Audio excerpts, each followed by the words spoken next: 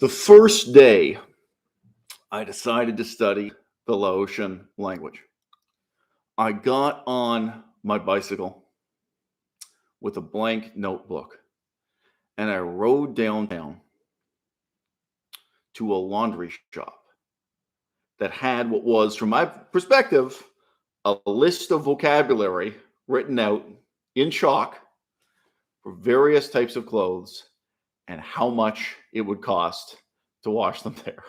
So you can imagine the vocabulary is quite specific. Scarf, shawl, women's lower undergarments, women's upper undergarments, blue jeans, dress pants. They charged a slightly different price for each and every conceivable article of clothing, from modern Western office wear to traditional Laotian wedding gowns and Buddhist monks' robes. It was quite a vocabulary list. And what did I do? I wrote down every single one and I went home and memorized them.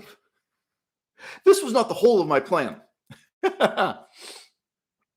On the same bicycle, I actually went into different laundry shops and made a point of talking through with the person behind the desk what laundry I was going to have done and how much it would cost. It would be quite possible, especially if you're a white Western looking foreigner, to just go and with a sort of grunt say, laundry, do laundry. But no. I was pushing myself to learn the language. So you try to speak in long, complex, polite sentences, which, if you don't know Laotian, they find that both incomprehensible and hilarious, because they walk into a shop and they say one syllable, 2 syllables, 3 syllables maximum, communicates everything they need to say, and then they get out. And here I am trying to speak in a whole paragraph. Yes, if it's not too much to ask, I'm sorry to bother you. I was hoping to get some laundry done. Now, the thing is, I have 3 of these pairs of pants, and I wouldn't exactly call them blue jeans, and I also wouldn't call them dress pants. There's something in between. So how much is it going to cost for you? It's untranslatably hilarious for a 6'3" tall, bald-shaven white man to walk into your shop in Laos and try to speak to you this way. Because in their own language, in their own idiom, someone will walk in and say, pants. that really is the way people who speak the language fluently communicate. And they get the tone just right, by the way. They get the vowel sound, the consonant sound just right in a way that I can't. I remember going around and trying to get a watch fixed, but I think I was trying to get a replacement strap for a watch. So not quite the same thing. And again, I walked in with this long paragraph. And by contrast, when I went in with my girlfriend, the only Asian girlfriend I've ever had, by the way, who spoke the language completely fluently, when she walked in, she said 1 word, 1 syllable. So that's what Lao is like. Now,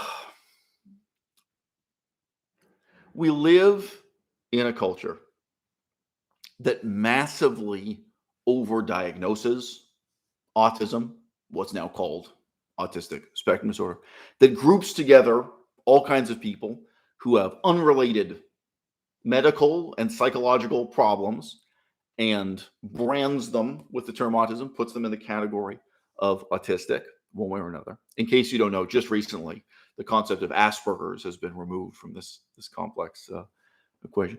And they do so on the basis of behavior. If I were trying to get myself diagnosed with autism, I could probably tell you the anecdote I just told you in a slightly more autistic way, and it could be used as evidence against me as a sort of stereotypical autistic behavior. Another one of my language learning hacks, language learning tips that a lot of you might know is to begin by going to the index at the back of your language textbook, whatever it is, and to memorize all of the vocabulary that appears in the textbook. And then when you do the lessons, language practice in the textbook, you're not struggling just with the vocabulary. Then you think more about the grammar or the sentence structure. You're thinking about other things. You're practicing other language. Yes, well, under consideration here for diagnosis, we have we have Mr. Eisel Mazard, whose idea of how to learn Laotian is to to write out this vocabulary list and memorize it. And to start at the back of the book and this repetitious rote memorization. In as much as autism is merely a behavioral stereotype, it has no scientific reality and it's not falsifiable. I was interested to see recently that there is no scientific definition of what an autistic voice sounds like, of what an autistic pattern of speech sounds like. And it's very striking to me for a number of reasons. Pretty much every parent who has an autistic child is confident that their own child is a solid example of what autistic speech patterns are like, right? The way in which their own child's manner of speaking is different from other children or themselves or what they imagine is normal. And then they go around and meet other parents of autistic children. You can imagine these people have picnics and organizations. There are all kinds of scenarios. They're waiting to see the therapist, whatever it is. And say, oh, isn't that funny? My son, Tom, he does that same thing the same way. Oh, it's very easy to have a self-affirming hypothesis, right, of what autistic language problems are, autistic patterns of speech, autistic behaviors are. But if you actually try to set it up, try to engage in rigorous scientific research, if you actually formalize the criteria and try to create a diagnostic tool, right? Because wouldn't it be great if there were a falsifiable, objectively real definition for autism where you could record someone's voice and then whether a human being is going through this checklist or a computerized process, and you can say, this is autism, this isn't. That there were. It's certainly preferable to analyzing facial features, right? Nobody wants to go back to the bad old days of physiognomy, defining a disease. Okay, well, it turns out this is a behavioral stereotype with no objectively real scientific basis whatsoever. The first time this struck me was actually when I was putting together a video, which was clips of mass murderers who had autism. And one of them especially, who really recorded himself speaking into a camera, I think immediately before he went out and killed people, but he made a sort of manifesto on videotape.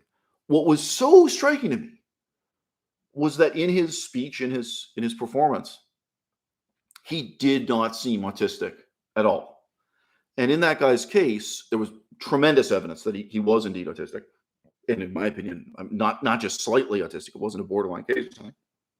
And there was evidence from his school teachers, from psychotherapists, from experts. Psychotherapists of some kind. There were all these kind of professionals with formal university training relevant to this. And then there were also complaints from other people in his life who were trying to cope with him before he went crazy and killed people. But it was very striking. It was very haunting to me.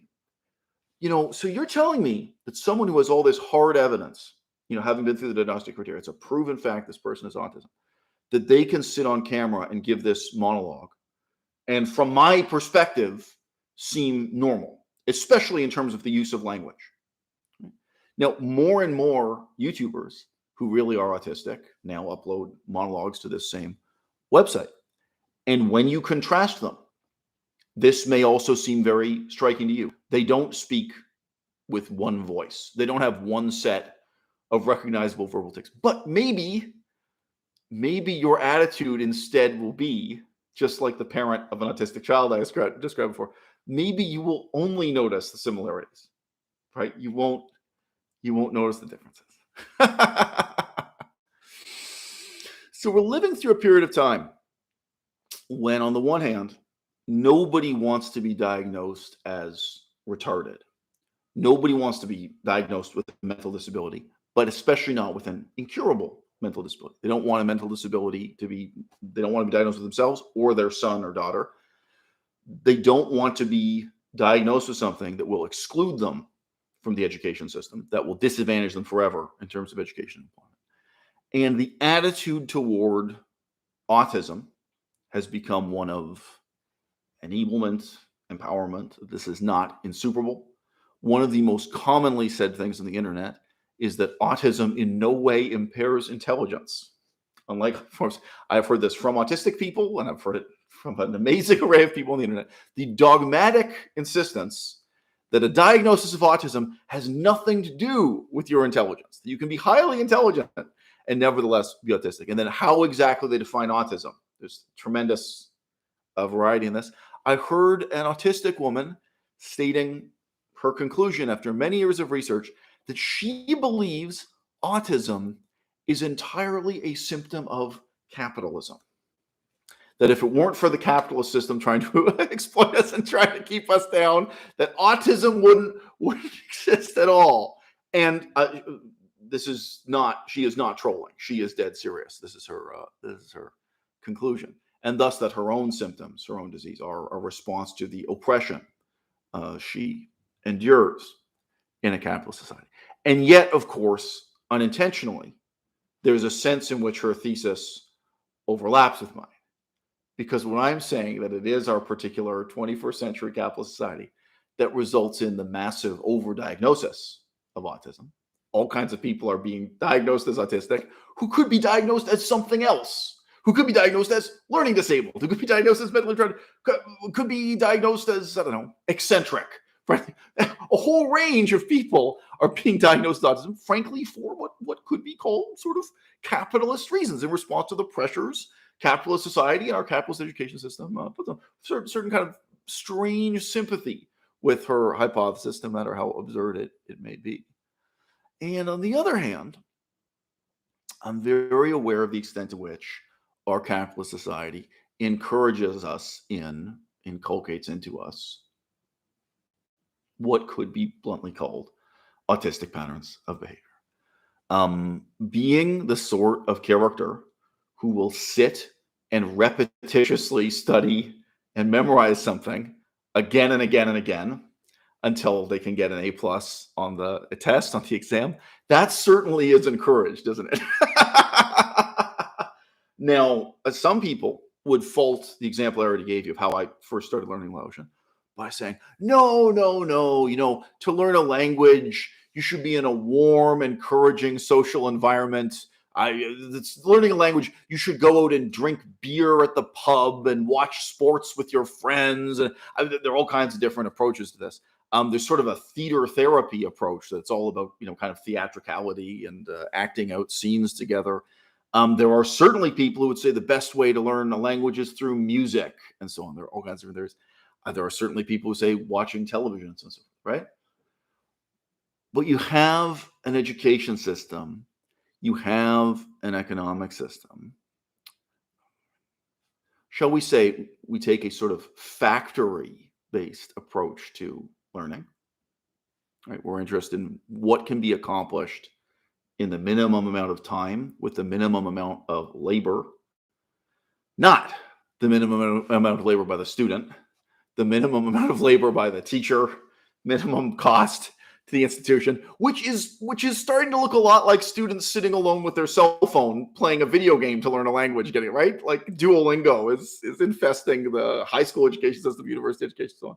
The quality of classroom instruction you get may be much worse than Duolingo on your phone, wherever you are studying language, right? So interested in the maximum outcome for the minimum amount of effort. We're only interested in the aspects of language that can fit onto a multiple choice test, multiple choice exam. A lot of aspects of language learning that are not on there. We're interested in what you can do sitting alone at a desk, rocking back and forth, frankly, maybe with your headphones on. We are normalizing and reinforcing autistic patterns of behavior, and we're rewarding autistic patterns of behavior. And at the opposite extreme, the gregarious, self-confident, sociable character type is condemned as a narcissist, as a psychopath, right? If you're not happy to sit there and shut up and do what the teacher says and memorize and repeat again and again and then write your exam and get your B-, then you must be some kind of narcissist. You must be some kind of egomaniac. You must be some kind of sociopath. Anyone who challenges the system is, of course, but even simply people who are charismatic, are seen that way. Why can't you be a quiet conformist who lacks the confidence to even look your teacher straight in the eyes? You know, wouldn't it be easier for the whole educational system if everyone were this kind of autist, frankly? Now, I like to talk about people as examples that I know really well. And that is why I mention my father and my mother so often. It's why I mention myself and my girlfriend, Melissa, so often. I don't like to use examples of people I only knew for a few months at one stage of my life. So I'm sorry if it bores you to hear yet another anecdote about my father. My father had 9 children. Some of them he kind of barely met, barely had any contact with in his whole life. And one of his daughters, whom he only met and spoke to face once. So he met her once, and she had already finished her PhD. So I forget what age she was. But she was a fully grown adult woman, middle-aged woman. So when he met her, they met and had one conversation once, and she walked away from that conversation completely convinced that my father had autism. And she described to me the conversation that they had. Now, there was a lot wrong with my father.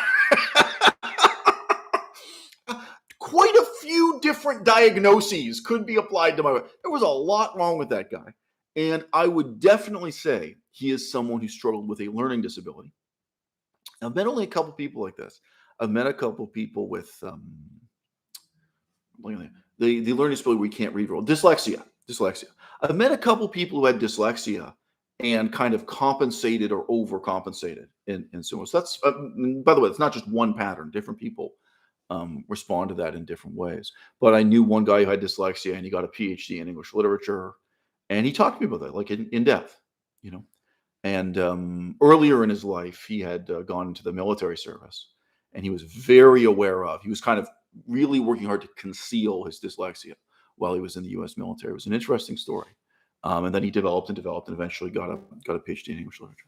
Anyway, interesting guy, but he still was carrying with him, a very real disability that he had to compensate for, and he came up with his own sort of toolkit for how to compensate. Anyway, yeah, I would kind of interpret my father instead as somebody who was compensating for some other learning disability, frankly. But looking back on my father's life, he's now deceased. It certainly is easy to cherry pick. It certainly is easy to take out little examples here and there of autistic behavior. But again, what's striking to me is this. The autistic behaviors he had were precisely the behaviors that were inculcated into him by the school system. They were the behaviors that he learned, that were rewarded and that he was punished for not exhibiting. They weren't, so to speak, his natural emotional range, performative range, so on and so forth. Now, in as much as autism is nothing but a stereotype, it's nothing but a perceived set of behaviors, and it isn't an underlying medical condition. To that extent, can't we ask the question, and shouldn't we ask the question, is this job making me seem autistic?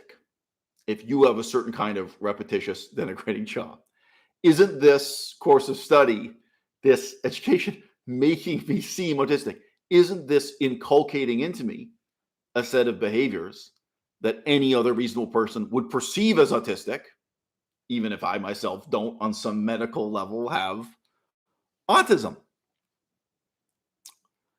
How old were you when you started playing video games? What are the behaviors? What are the attitudes that video game addiction, inculcates into us? You might say you weren't an addict. Do you remember rushing home from school as quickly as possible to play video games the minute you got home?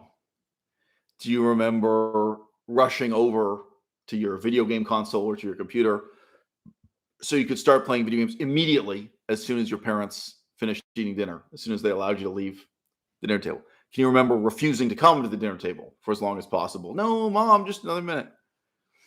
Can you remember staying up as late at night as you could to play video games? Can you remember lying to your parents? I didn't do this specific one, but many people did. Pretending to have gone to sleep, and your parents go to sleep, and then you get up and play video games. If you had a portable video game system as a kid, that one's even more common. Secretly playing video games. Oh, so are you so sure you weren't a video game addict at some point in your childhood? At some point in your development? Now, look. What's the course of education that would counteract these autistic tendencies? This is what's fascinating about language education and the polyglot subculture in particular. A lot of autistic people are self-diagnosing to begin with. They may have never been formally diagnosed on them. They perceive these behaviors in themselves. They know they're undesirable. They may be especially aware that it's undesirable to the opposite sex or the same sex, whatever kind of sex they're after. And then they are trying to compensate by putting themselves into the socially immediate and intimate process of learning a foreign language. And they may be putting themselves into it again and again and again. Now, people with autism also do theater therapy. They take improv classes. Whoa, they take classes on stand-up comedy. If you enroll in classes, so-called improv is a form of comedy, classes on stand-up comedy, one of the great miseries is that you're not surrounded by aspiring actors or writers, for that matter. You are very often surrounded by people who've been diagnosed with one mental disability or another, and who, as I say, they are trying to compensate. They're trying to develop a more self-confident manner of speaking, a more personable manner of speaking. They're trying to work on those people skills, right? They may even tell you specifically they want to work on dissimulating compassion, because there is this utterly unscientific stereotype that what differentiates autists from the rest of the population is the inability to experience compassion. Very commonly said. Again, not absolutely zero scientific reality, just the social stereotype we're all living with.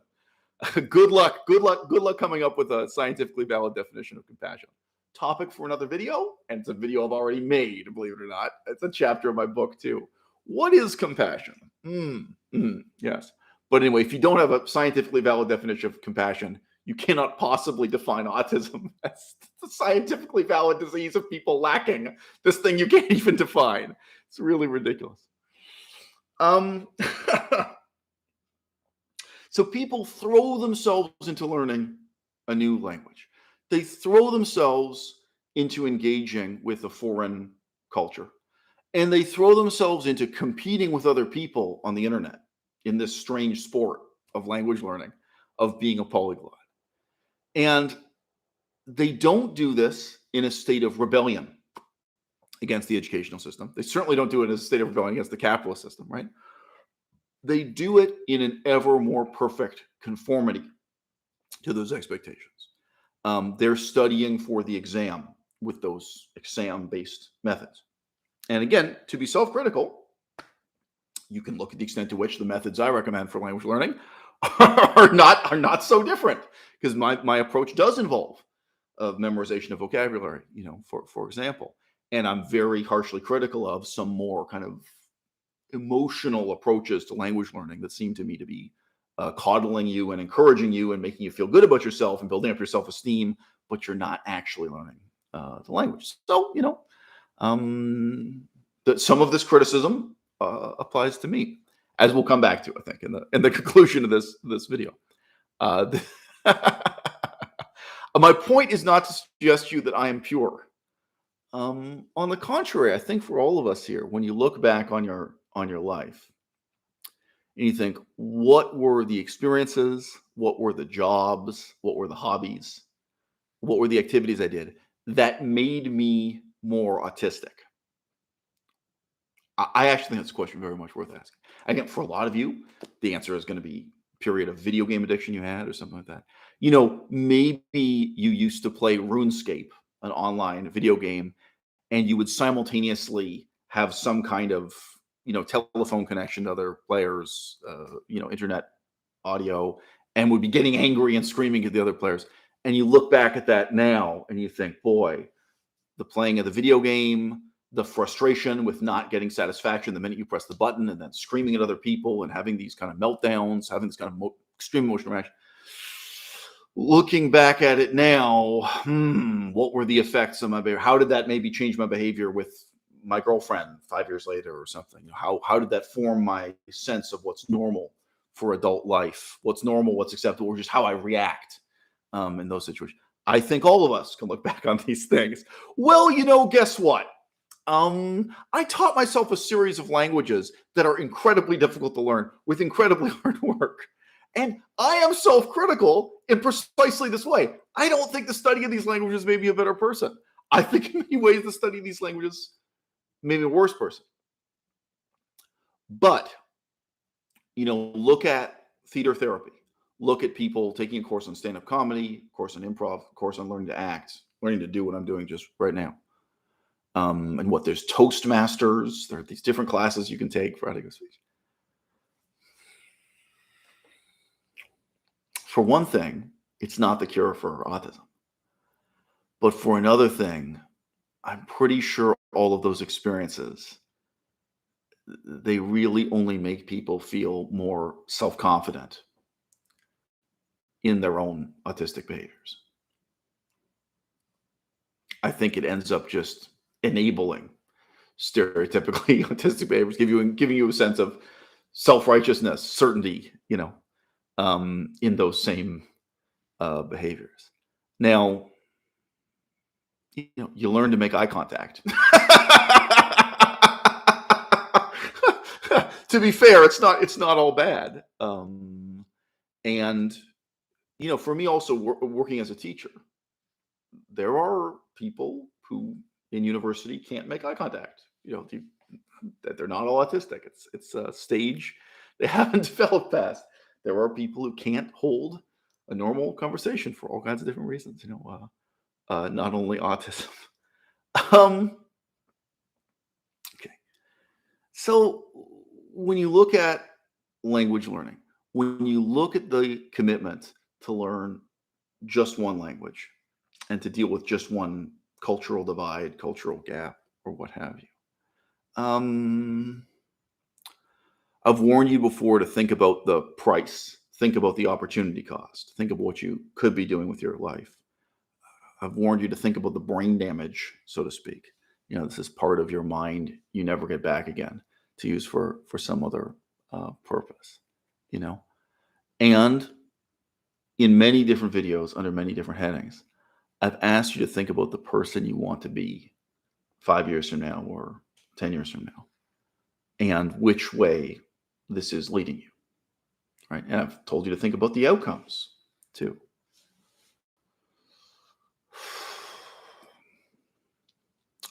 I want you to imagine a society, an education system, and an economy that really discouraged autistic behaviors, that really punished them. Can you imagine how the French language would be taught in school, how the Spanish language would be taught in school, how any mainstream classroom would teach a language to children if from day one the whole education system were designed to avoid inculcating into you stereotypically autistic behaviors? And how would your performance be evaluated? And how would you be hired for a job? Right? I mean, obviously, people with medically real autism, people with any kind of mental disability, learning disability that gets diagnosed as autism, rightly or wrongly, all of those people naturally feel disadvantaged in our society. So they're very quick to say, oh, well, our whole society is set up to reward you normies, to reward people who have kind of normal emotional range. What do they say? They don't say psychologically normal. They say, right. So neurodivergent. And then what's the opposite of neurodivergent? Neurotypical. That's the term. Thanks, babe.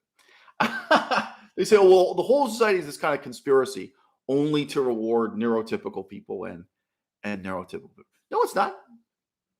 No, it's not. When I was at Cambridge University, England, and I was not a student, I was married to a student. I was at Cambridge University, England, and I applied for a job. And the job description suggested I would be going to university lectures and taking notes for a blind person. I thought, wow, that sounds great. And it also said you might have to, bring the blind person in a wheelchair. Not that they can't walk, but when you're blind, getting in and out of the credit room, you might have to do some other things to help the blind person out with their dealing. But I thought, great, I can get paid to attend a bunch of university level lectures at Cambridge University, one of the greatest universities, for free. And all I got to do is take notes and to some extent be chummy, be friendly with a blind person. It sounds like a dream job. Sign me up. That's what it said on paper. I show up for the job interview and talk to the woman. And what she says is, well, the vast majority of the people our department tries to help. Number one, the problem is they don't want to admit that they're disabled. So typically it'll be someone who is severely autistic, quite autistic, not mildly autistic. And they're really good at doing the rote memorization, the repetitious studying for exams and tests. So they've gotten very, very high grades on those exams and tests. But as soon as they come here and start living in a residency, they don't have any of the normal behaviors you need to survive. They can't cook for themselves. They can't clean for themselves. She gave the example of showing up in somebody's apartment, and there weren't just piles of dirty laundry on the floor. The guy just kept buying more clothes and wearing them and taking them and never doing laundry. When the guy's toilet got clogged, he didn't go to someone else for help.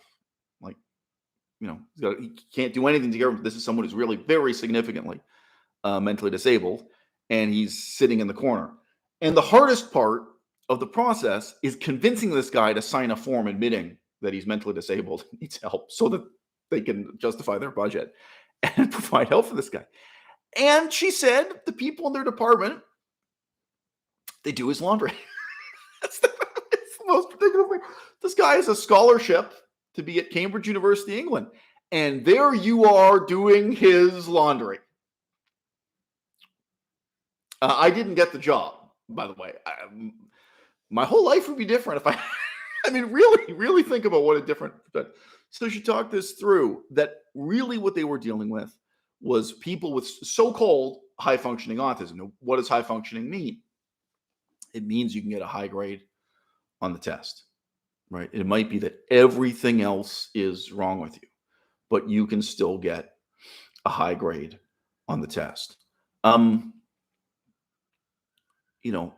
I have been through the intelligence tests to enter the Canadian Army. An autistic person could do very well on those tests. Do you think they're screening out autistic people? Because I don't. I've written the test. Okay, guys, I studied for and I've written the test. I didn't study much, but you could put in hours and hours and lots of repetition. You can get very far in life with autism because, in fact, our whole society is set up in a way that enables autistic behavior, normalizes autistic behavior, and even holds up as a positive example for emulation that neurotypical people should look up to and celebrate autistic behavior. Is Elon Musk looked down upon in our society for his autism, for his autistic behavior? Would you even say that the public attitude towards Elon Musk shifted or became more negative when he revealed that he is formally diagnosed with autism, that he is an autistic person? The depiction of autistic people on television and in film, so on and so forth.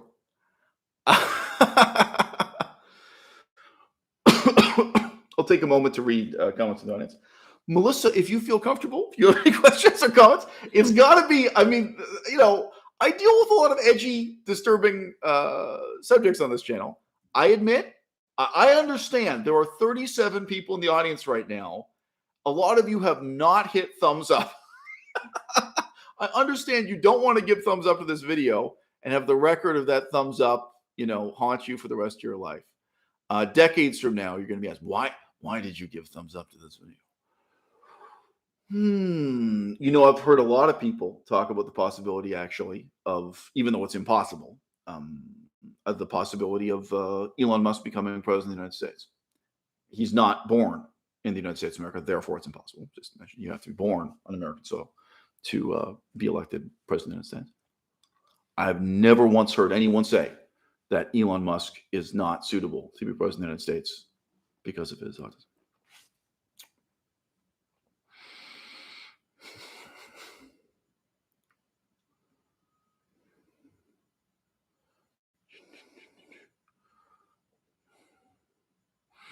A few different people writing in about their own experience being diagnosed with autism or being diagnosed as without autism.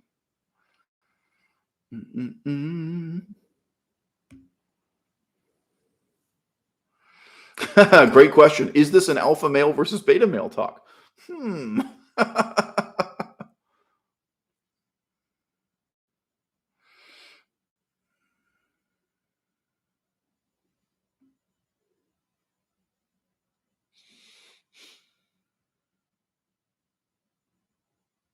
So I am reading each and every one of your comments at this moment, guys, if you're wondering what the silence is.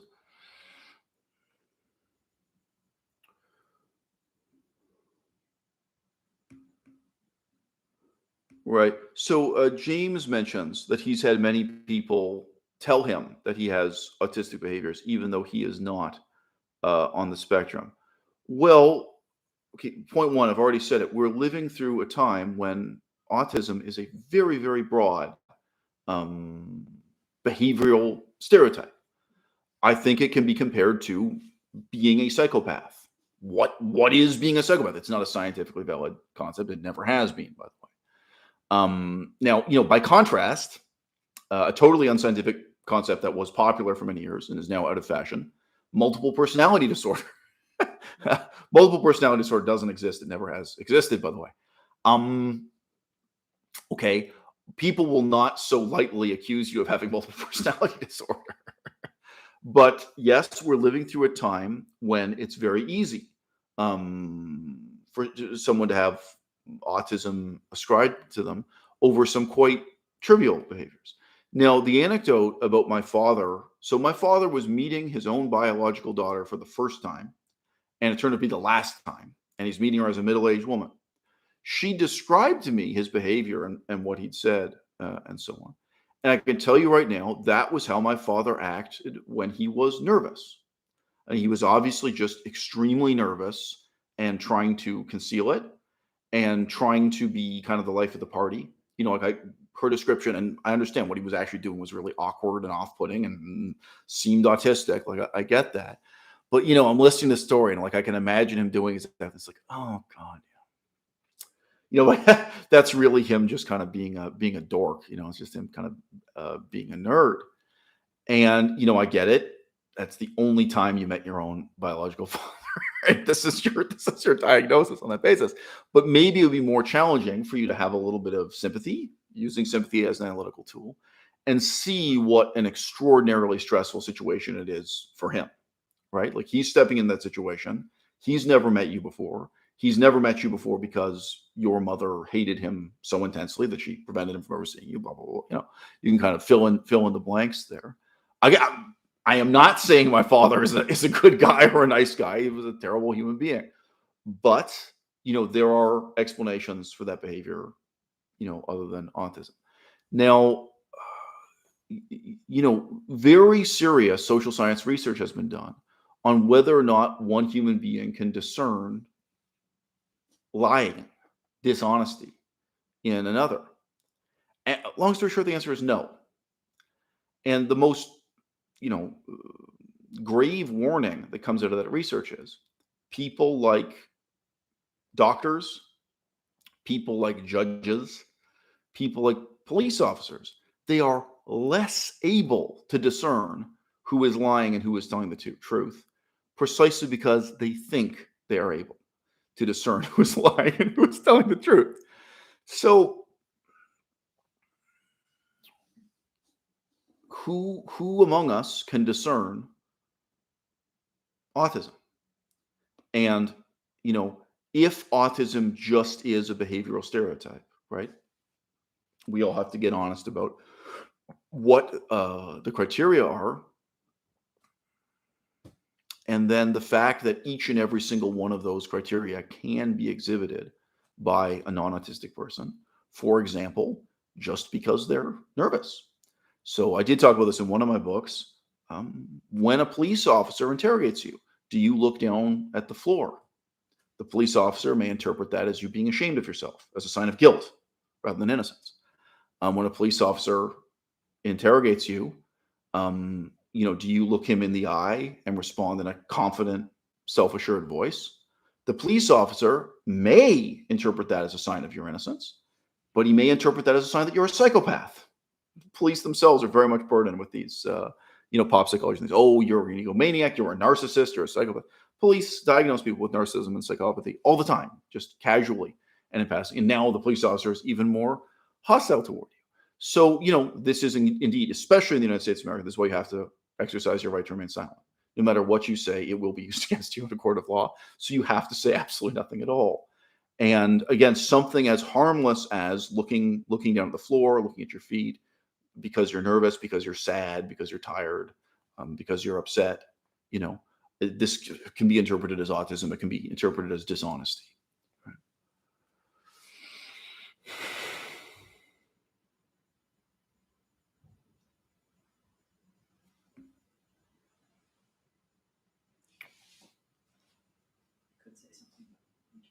No, go. Perfect time.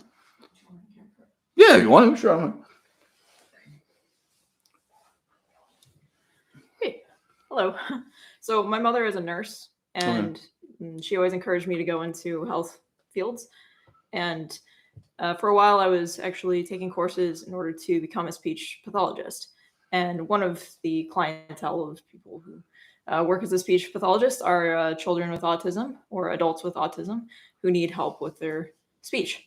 So not only have I heard stories from my mother about autistic people, but I also have seen either footage or just interacted with people in real life who have been diagnosed with autism. Yeah. And the main thing that I'm thinking as I'm listening to you talk about, this interview that you had, yes, where you might help somebody who has been diagnosed with autism, and they can ostensibly, they're intelligent enough to get into Cambridge and Oxford, right? But they can't actually do their own laundry. Yes. Yeah. It's just interesting to me that, and this part that you mentioned about him clogging his toilet. And actually, it brought to mind some of these really disturbing stories that my mother told me about either somebody that she knew who had a child with autism having to do with, incontinence or issues with. Right. Well, I guess maybe sometimes when they're at the hospital too, as a nurse. Yeah. Right.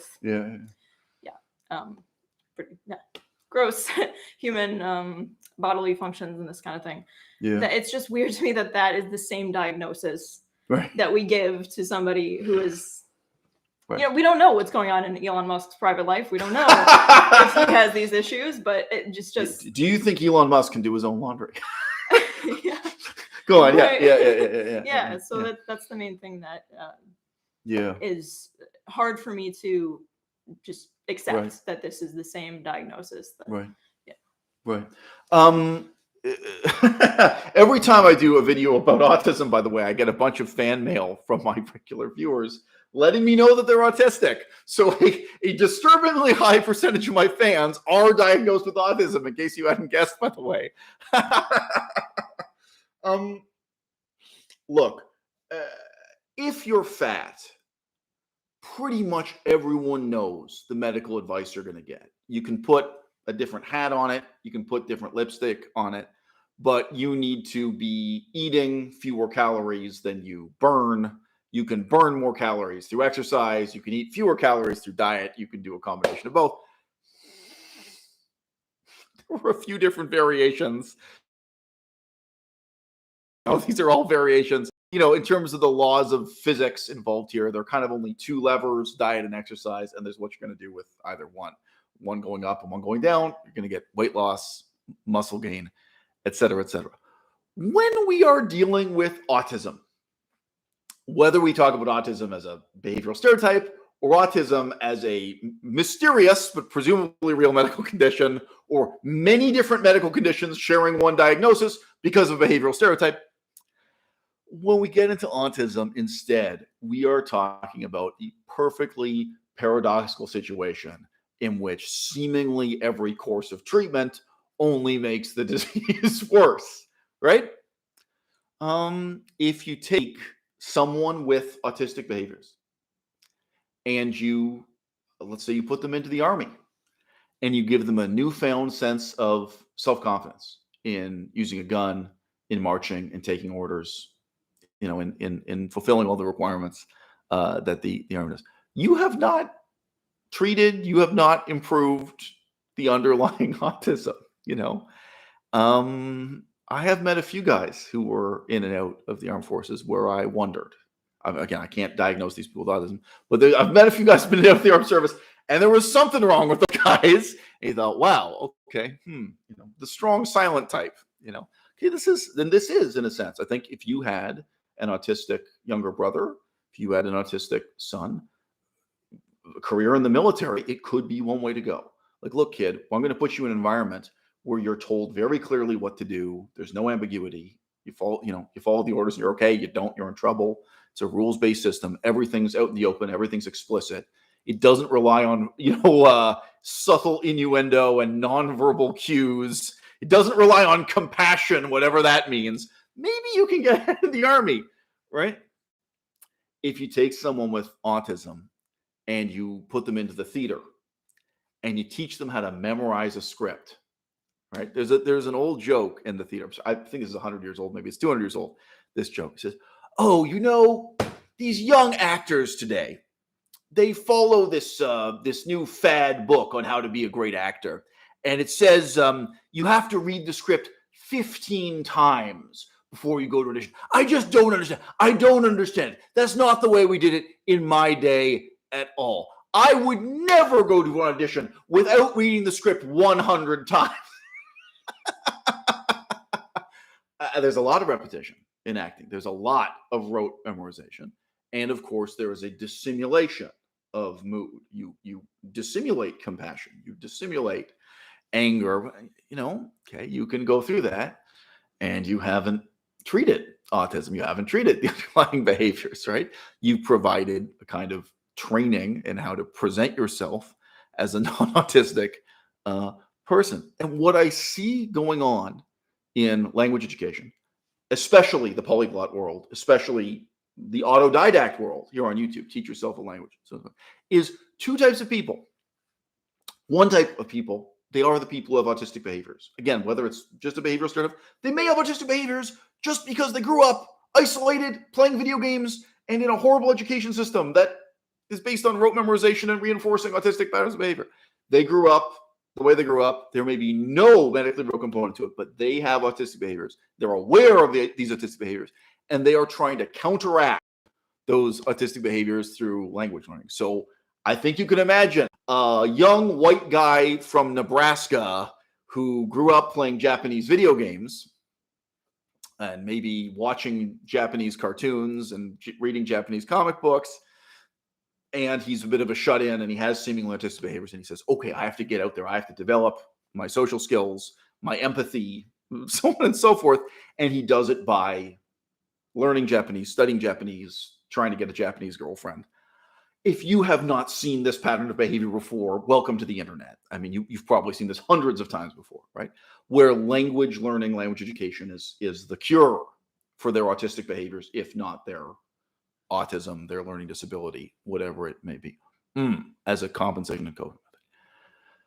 But then there's an even more dangerous problem of people who are in no way autistic, who are in no way struggling with these behaviors, and who are inculcating them, who are even consciously or unconsciously cultivating a pseudo-autistic persona precisely in taking on the mindless, repetitious, asocial, if not antisocial habits of rote memorization, drill, repetition, so on and so forth, right?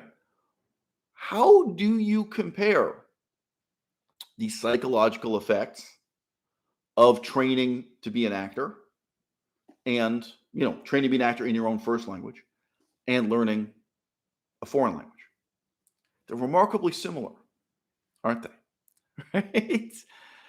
Memorizing Shakespeare. Oh no, that word isn't pronounced that way. It's pronounced that way in modern English, but in Shakespeare you have to pronounce it this way. Okay, right. Do it again and again and again so you get it right. Oh no, your voice should go up here. Oh no, you should have a pause here. You get very, very particular about rehearsing and repeating, Shakespeare. How does that compare to memorizing and reciting particular phrases? Let's say in Japanese, let's say in Chinese. Oh no, no, you're getting the intonation wrong. You're getting the emphasis wrong. Repeat it again and again. Here's how to get across the mood. Oh no, you're saying that as if it's a question. Here's how to say it and sound like you're giving an answer, right? Language learning locks you into a kind of second childhood. But the sick and disturbing thing is, it is not turning you into the kind of adult you would actually want to be. It's not producing the kind of maturity, the kind of profundity, the kind of philosophical, political, or social character you would like to have. Instead, in a sickening sense, language education makes autists of us all.